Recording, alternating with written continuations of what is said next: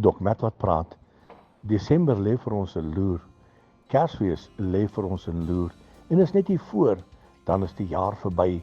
En almal is in rep en roer en besig met kersinkopies en besig om sekere goedjies te doen. En almal is opgewonde oor hierdie tydperk.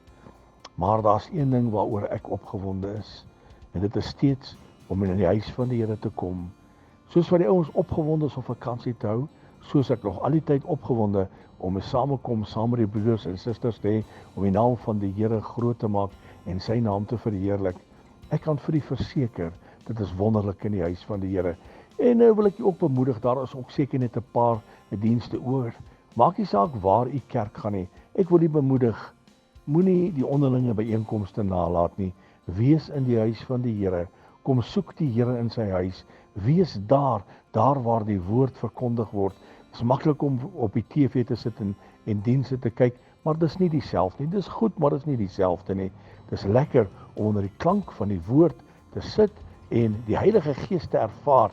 Jesus kan 'n verskil maak. Raak net opgewonde oor die samekoms saam met die kinders van die Here. Raak betrokke in die laaste paar dienste voordat die jaar heeltemal verby is. Herlewingsgroete.